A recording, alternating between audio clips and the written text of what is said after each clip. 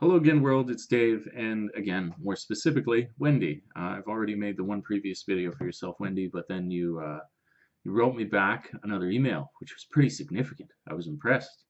More questions with questions. And I wanted to again make another video because there was enough detail in your questions that for me, it's actually easier if I just hammer them out in a video than destroy my hands, my poor arthritic hands. Not really arthritic, but it's just way easier to make a video. So I read through your email, and I will go through it now in kind of a shorthand and try as best as I can to answer the questions that arose from the last video that I made, and hopefully it can be some help to you. So I like this. You've made this very organized as well. I appreciate that. So I am relocating to Tokyo with my boyfriend and do not believe we will be able to be both placed in the same location as we are going through these programs. I have seen that they do ask for a preference in location, but you didn't always get where you asked for. So this was in response to like my whole thing that I said to you before was how useful it is to go through these intermediary places or intermediary companies for finding jobs teaching in Japan. And you're absolutely right. So it becomes a little more complicated when you mention that you have a relationship to consider as you come over here. This answer might continue through this video in regards to a couple questions that you have, but it's this, that if you apply for a work visa, if you're able to get one before you come over here, that's great. You're kind of like, you're set up that you could come here and be flexible, that you're not sponsored by a specific company, and so you could come in and work and do whatever. And I can say this, that if you're both intending to move and stay in Tokyo, that you have lots and lots of work options, because obviously in a city of 19 million people, there's a number of different jobs that are available, and a lot of different jobs available to people who are foreigners. And it doesn't necessarily, if you're open-minded to stuff beyond teaching, then of course you have many, many, many, many jobs that are available to you. You know, I see lots of people who never came here to teach English. There's tons of jobs here. You could do things. You can work at restaurants. You can do this. You can do that. I know this and that is kind of vague, but it's just making the point that you can do things aside from teaching. I see your point there, I see my point. Haha.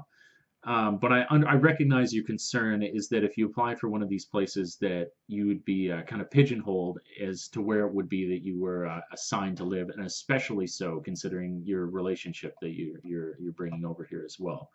And you want to live in the you want to be in the Tokyo area, not really in rural Japan, you know, just out in the middle of nowhere. You don't write that, but that's what you mean.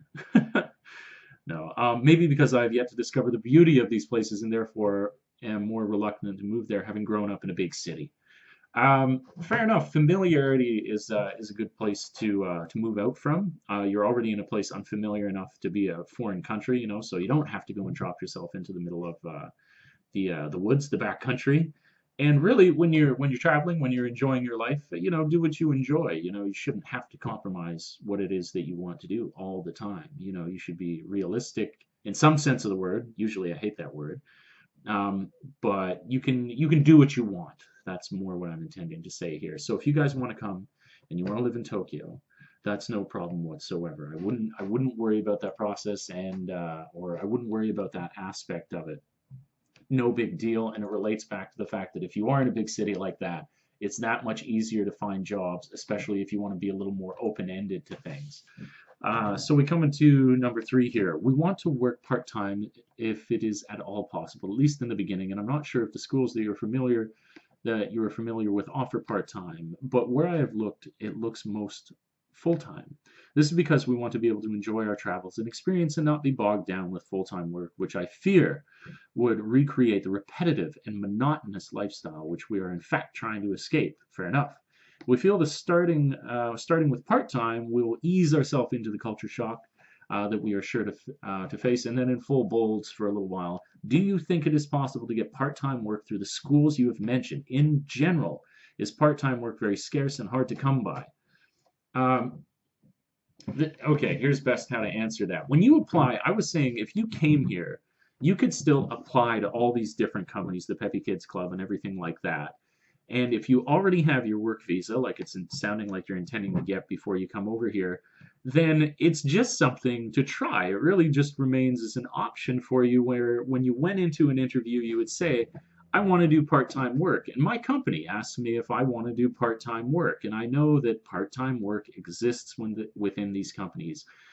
Not so much, not so, how to put this, not so much what people generally go in for. People generally go in for the full time, but I know that it exists. So it's not a problem to be flexible and just to allow yourself options by applying to these companies. When you come over and you're looking for work, apply for everything, get 3 callbacks, and then decide between the best of the options that you have available to you at that time. So I would only then now hype these companies up in terms of flexibility for you, that there's nothing stopping you from applying to them and applying for part-time, because they do actually offer it, as much as it may be the case that it's more often that people are going in for full-time. They do have the part-time, so that is an option for you, to answer the question in bold.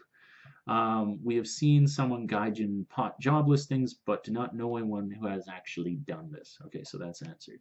Number 4, bureaucracy issues within large schools is also an issue that has come up from feedback from people who have gone to these schools. I would like to work for smaller schools for this reason. Having more control of how I teach, my working hours, and having a small team is more desirable to me. I can recognize that. I can recognize and appreciate that, where sometimes in a larger school you kind of get lost. You kind of have a very, very specific role and then are put on the back burner. I can say this is not to criticize my experience with the schools that I've had, because they've been very good. But I do recognize that within each school you will have a very, very different experience. And that's almost more the point I want to talk about when I address this number that you have here in the email, is that people may have told you one thing, but I don't think you should ever accept anything as a rule, because I've been in these larger schools, a school that's a little smaller than the other maybe, and they're just different. I wouldn't say that you just definitely have a bureaucracy in one and can't even talk, not have that issue in another. It's more that every single school that you will ever teach at has a unique dynamic and a unique group of people, and it's really those individual people who are going to, aside from your own personal interaction with them, we're going to define your experience there. So don't allow your judgment to be too clouded by the experience of others. More, I would say, remain objective of the fact that everyone has a unique experience. And I would disagree with someone saying that a larger or at a public school that your experience is predictably bureaucratic. It's predictably different, not bureaucratic. The only thing that you can rely on is that it's hard to rely on things. I know that sounds kind of strange, but it is absolutely true, because any one of the teachers that I've spoken to have a different experience at every single school.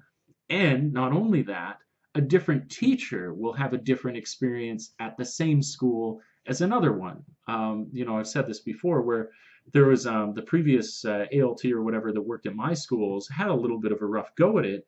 And there was somewhat of a reputation surrounding the schools that I went to that they were difficult.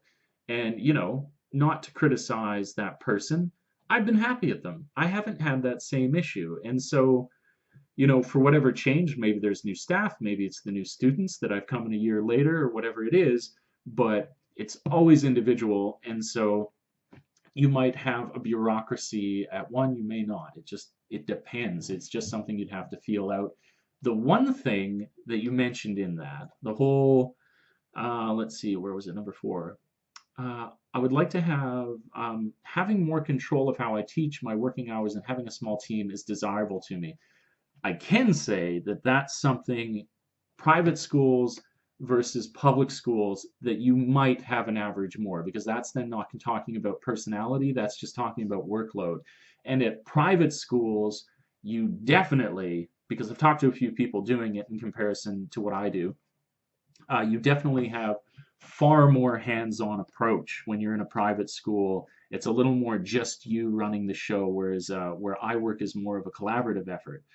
But then I still need to be careful to talk about the variety of things again, where in some schools that I work at 2 schools, so I should narrow that down more. One of the schools, it's very much super collaborative and me kind of taking a backseat role to the teaching, which is fine. I'm okay with that. It makes for a kind of chill part of my week where I can focus on whatever other planning. At the other school that I teach at, It's way more hands-on, and they would like me to be preparing much more and doing much more, and that's in a public school setting. So again, making that point that there's a variety of things that can happen. The tendency is towards you taking a bit more of a backseat role in the public school system than in the private school system, but there is a bit of variety. Um, so I want to make that really clear in terms of those points. So private schools, more hands-on. Public schools, a little bit more of a backseat, but it may vary. Now, a final point that I can make in regards to this is age groups that you teach. So I work with junior high school students. Now, I've gotten to a point, or you would get to a point in teaching where, because you are dealing with kids who are a little bit older and they've now graduated through the system where their grammar is a little stronger, there's just aspects of teaching that are going to occur that require more of the lead to be taken from the Japanese teacher because they need to explain so much grammar to the kids, where you're not going to be able to explain some of these more complex grammar points unless you were speaking Japanese, and it's not very likely, even if you practice, that you would speak Japanese as well as the person who was a born and raised native of the country. So you naturally in junior high school take a little bit more of a back seat in the public school system. But then here's to say where it changes. If you are in the public school system and you teach in the lower grades, the elementary grades, then it's completely turned on its head again. And because there's that lack of grammar as an aspect of what you're teaching, you are then thrust to the front once more because you don't need the Japanese teacher so much to teach them the grammar, and it can just be about you dealing with the basic concepts that they're just starting to learn in the class. Where I know a guy that I've spoken to a number of times who works with younger kids. I would, I want to be upfront and honest about all of it. It just sounds like he does more in the course of a week with these kids because he doesn't have the Japanese teacher standing in, as I so often do, and telling the kids what the grammar is for that lesson. So something else to consider. The younger that you go, the more hands-on you are going to be. And then in private schools, you do get a little bit more of that intimate experience. So if you're looking for intimate experience, I can identify two places, at least within teaching, where it's a little more concentrated, and that would be younger kids or private schools. But then to recognize for your remark about bureaucracy that it really is just a question of where you are and who you work with. I would never say an absolute rule.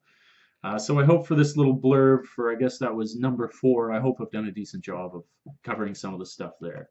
This is all kind of off the top of my head as much as I read. So also, I do not want to be employed, this is number 5, I don't want to be employed outside of Japan. So that's basically to mean before you arrive. I would like to be in the country and settled before I look for a job. And I am under the impression that these schools hire from overseas, Skype, or recruitment drive. You're correct, but that doesn't mean that they don't hire from within Japan. So these ones that I've mentioned, like I'm going to harp on through this whole video, it's basically that they're just another option for you there. So when you arrive, sure, they do recruitment drives outside of the country, but if you're to apply to them while you're here, then it just streamlines the whole process for the both of you. It's in both your interests that you already be in Japan. Half of their recruitment when they're applying from outside of the country is, will this person actually come and live in Japan? And how stable will that lifestyle be when they arrive? And if they know that you already live here and are surviving, then that's big points for you. It just makes you look like a really, really good option for them because you're already here. Okay, so that's simple. I know this is a very picky list. Not at all.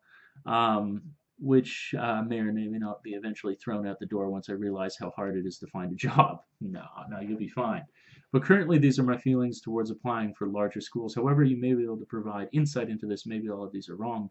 Maybe this will be the only way I can get a job. Absolutely not. Too many options to even speak of. There's so many options for jobs.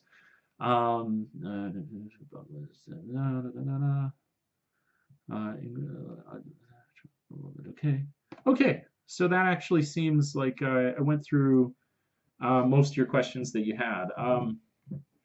But now to touch a final point at the end. If you have your work visa and you move in to live in Japan, into Tokyo specifically, I would just use YouTube as this amazing resource that it is to look at people who are doing jobs in Japan that are not necessarily teaching as much as it might be the most popular.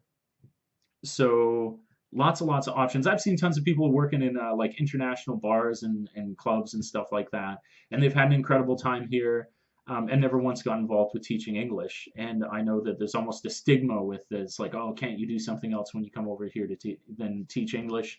And I say, whatever. I came here to do that because I wanted to, but I do agree with the fact that there are other job options that are available. So bear that in mind, that if not teaching, tons of things available. City of 19 million people, there are lots of jobs available and lots of communities. If you look, you will find. And so I would do that. Do your research on other people who may have had an experience aside from my own. But I hope for the questions that you do have regarding teaching in Japan and regarding, your hesitancy, your reticence towards these other bigger companies, that they really should remain an option for you, because it costs you nothing to apply to them and see what they have to offer. And in many of the cases, they can kind of adapt to what it is that you would want to work with, part-time being one of those things. So let's see. Oh, at the very bottom, let's see. Yeah, yet a couple of fun questions. What area of Japan are you located in? I live in a prefecture, Ken. I live in Chiba, and in the town that I live in, it is out in the middle of nowhere, but I wanted that. That was actually a preference I had. But it's about 2 hours away from Tokyo. So if you do end up here, we should get together and we can have a drink. Because it's only, yeah, like I say, only 2 hours away. So I feel the best of both worlds. I have this kind of unique, rural, pristine experience of being out in the countryside, but I can go to the bigger city if I want to, and it's been good. Are you sick of ramen? Absolutely not. Ramen is amazing. I absolutely love it. And I actually don't eat that much of it. I've had it on occasion, but I could have more. It's okay. Do you plan to stay there for the rest of your life? Absolutely not. No, I intend to be here for a couple of years, really absorb the language. I really want to get it, under my belt.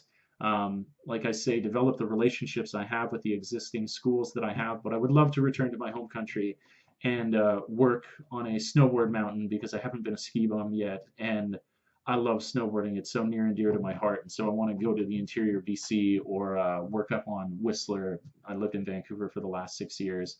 So I will eventually one day return there and eat a big, glorious Western hamburger.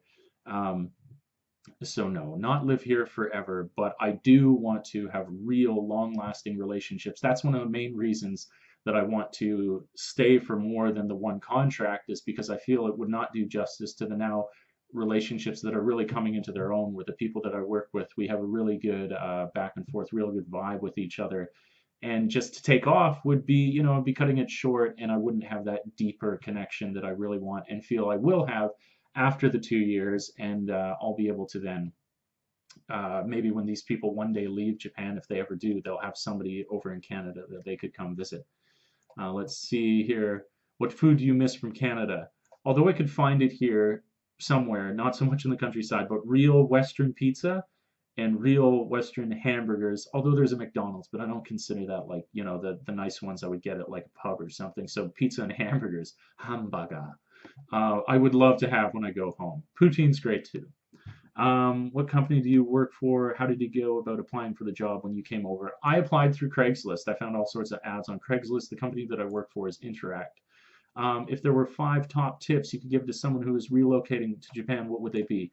1, be really, really open-minded, because you're coming over here for a different experience. Do not come over to Japan to have a similar experience to where you've been from. That would be ass backwards. You came here and it's going to be a world different. So come over here with an open mind. I would say come over here and be interested in the language, because learning the language, I think, is something that is as difficult as it is, really initially connects you with people in a great way and gives you something interesting to talk about, and really displays easily to someone that you appreciate their culture. Because what other way do you show that you appreciate someone's culture but to try and involve yourself with the language? 3, try and do something outside of the jobs that you work for in some way to be involved with the community. Not that you absolutely have to. The way that I came to that is that my Japanese teacher that I have outside of outside of the schools, she's invited me to various things, and it's given me a chance outside of my job to kind of experience, other aspects of Japan. Let's see, I think I'm at 4 now. 4 would be, if you can, actually, you probably drive on the same side of the road, so that won't be a good one. I don't know. 4. Am I really this dull? Oh, be aware of a few things like, they don't have dryers here, so you got to hang everything up to dry. These are my top 5 tips. That's so weak. My first 3 were so good. Learn the language. Be open-minded. Oh hell, just come over and want to have fun. It's the tips I can offer are better directed when people have questions. I think that a large part of enjoying what you're going to have when you come here is that it's new and you don't have the answer for everything, and that it's in spontaneity that you come to some conclusion or progress through what it is that you're doing. So I have failed at your top 5 tips. Oh well, maybe I'll write those down for another video. All right, cool. So that's the end of the story. I hope this is useful for you. Again, if you feel like writing me another email, I'll try and answer as best as I can any other questions that you have. I appreciate you checking out the channel and taking the time to write to me. So, like I like to say, until we meet again next time, world, thanks for tripping with Dave. Ciao for now. Thanks a lot for writing, Wendy. Hope this is useful. Peace.